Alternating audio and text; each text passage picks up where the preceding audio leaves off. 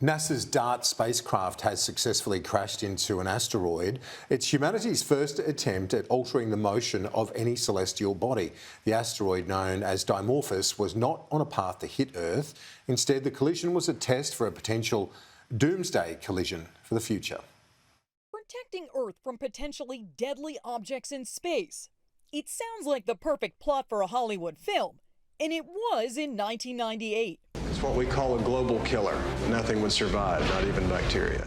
Asteroids, especially large ones, are very real threats and something NASA is tracking. At some point in the future, there's going to be something that's going to hit Earth. We don't want the Armageddon movie scenario. 10 months ago, NASA launched an uncrewed spacecraft. And Monday night, they purposely crashed it into an asteroid. The mission was called the Double Asteroid Redirection Test, or DART. The purpose? Hit the asteroid head-on to alter its path and change its speed. We're taking a giant step in planetary defense. The DART spacecraft was the size of a refrigerator. The asteroid? As big as the Great Pyramid of Giza in Egypt. The spacecraft was going nearly 15,000 miles an hour when the two collided. If we can confirm that the thing was deflected by less than 1 degree, we know that this would, in principle, work on a large scale. This asteroid was about 7 million miles away from Earth. But scientists say this test helps them prepare for future threats that could be much closer. It happens, every few 100,000 or a few million years or so, Earth gets hit by an asteroid. And when it does, it's usually bad for those who are around. The last time a deadly asteroid hit Earth? Around 66 million years ago. That wiped out the dinosaurs. Monday's test hopes to prevent that from ever happening again. I'm Jen Sullivan reporting. Joining me live in the studio now is the Science and Industry Minister Ed Husic. He was out at NASA's Canberra Deep Space Telecommunications Station at Tidbinbilla. Thanks for being with us. There were dozens of Australians involved in this as well. Yeah, 85 out at Tidbinbilla that are working there with the CSIRO on behalf of NASA, and in particular the software and the engineering now to make sure we could keep track of what's going on. It's a big deal, and it is terrific to be part of that global effort led by NASA. And it's just a credit to our. I just want us to recognise the smarts that are there within the CSIRO, making a contribution on something that is truly is a literal world first, trying to divert a celestial body in the way that they did using spacecraft from 11 million kilometres away. Just huge. Well, yeah, and it could well be a lifesaver down the track. Who knows? Yeah, we're expecting more pictures, because those pictures we saw in that report were incredible. But we're expecting more pictures to be brought back in the next 24 hours. That's right. Well, hopefully the next 24 hours, might be slightly longer, but it's there's a separate satellite that's attached and followed to be able to take pictures of that spacecraft as it impacted. You saw some of the stuff from the cameras today in the NASA live stream. Amazing, yeah. As it was going. And it was funny, the confidence with NASA and CSIRO, because the question is, will it miss? And they're like, no, this is going to hit. And it's largely because from about from the top of my head, I think it was about 4K out, there was it just went into autopilot effectively, algorithms guiding. If you imagine like a heat-seeking missile, the algorithms guiding in that spacecraft. And it is very important work to be able to get our act together, and it's the first time it's ever happened. Well, the whole mathematics involved and the timing, an object so far away. Yeah. It is hard to get your head around. Well, you're flinging, effectively, that satellite's the size of a large fridge, travelling at 6.6 kilometres a second at a asteroid that's about the size of a pyramid, and it's all being done from 11 kilometres away. The aim is to try and change the orbit and to slow it down, change the orbit. And that's when do they know whether that's happened? So they're waiting for that data to come back, and so they'll basically process that over the next week. And be able to indicate. And can I just say the other thing? I mean, I think there's obviously everyone's expecting that there will be a huge probability of success.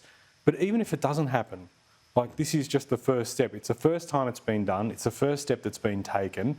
And it's important to develop work from there on in on stuff like this, where when you look at the globe and what's been impacted by similar asteroids hitting the Earth, it can play potentially longer term, very important role in helping protect us. And as you said, credit to those 86 CSIRO people who were involved in that. You've just announced today as well, not completely unrelated, but a review of our nation's science priorities, the national science priorities, to be led by the Chief Scientist, Kathy Foley. What are you hoping to achieve with that? So our nation's science priorities have not been updated since 2015. A lot has obviously happened since then. Immediately you look at what happened with the global pandemic, but also, as you can see, the effects of climate change as well. We're saying we need a modernised framework to help guide the effort here in this nation, and to make sure that we've got a fit-for-purpose set of priorities. So the Chief Scientist, Dr. Kathy Foley, will lead the work. How long will that take? And we're hoping that that'll happen over the course of the next year. I'm always wanting stuff to be done sooner. If it can be done sooner, fantastic. The other thing too, Kieran, is we want to engage our science and research community and involve them in that process as well. It's not going to be something that's driven from the top down. We've got a lot of smart people, and this is the big thing that we want to do. We see the huge value of science in improving not only the way the economy works, but our national well-being. And we've come in as a new government committed to, one, believing in the value of the science and putting it to work for national well-being. On another front, it's been a busy few days, in fact, in the industry and science, that we've seen the Productivity Commission interim report. They do 5 yearly updates on productivity. A bit of a worry, though. We've got such a small number of companies that are actually world leaders in innovation. How do we get that number up? Well, what's concerning what we saw in the Productivity Commission, I think it reflects that we have as a nation taken our eye off the ball, and we've had a decade where we've really needed to focus on this in a concerted and consistent way, I would say. So we've seen effectively out of that interim report the suggestion that only 2% of our firms contribute to global knowledge development. We need to do better. The refresh of the science priorities is one part of that work. Being able to also reinvigorate faith in Australian ideas, putting that to work, really important. And we've got our National Reconstruction Fund to rebuild particularly industry and manufacturing capability in the nation, because it's going to be important longer term for the success of the country and its well-being. It's going to be really, really important to get this right. And the whole thing about productivity driving wages as well is central to that. Improving secure work, better wages, but also I think I want to get some balance in this. Culture that might get people taking more risks in business? I think there are a number of things. There's an element of that, and there's an element of needing new business dynamism, seeing new firms come in and sort of agitate the environment a bit and push larger firms to get their act together. The other thing is, if I may say, it's not just about making a buck, it's about making a difference. I think we've seen the way that science can save lives through the course of the pandemic, and improving the way we live and then the quality of our national well-being. I think that is something that's worth pursuing as well. But if you look at most of the scales or the measures, economic complexity, we've fallen down the international ladder. Global Innovation Index, we've fallen down the national ladder. You've seen this Productivity Commission report that says we just don't have enough of the heavy lifting being done. So we need to unite people, get a common sense of purpose on that.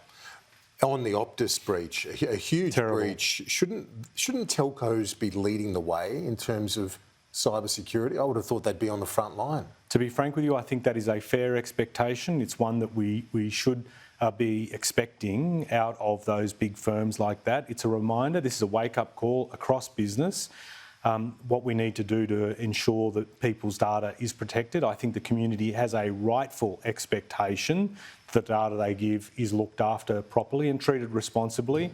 And you'll see from us, and Minister O'Neill has flagged further reforms to give people confidence about the security of their data. And it couldn't come soon enough. Ed Husic, Industry and Science Minister, thanks. Good on you. See you soon.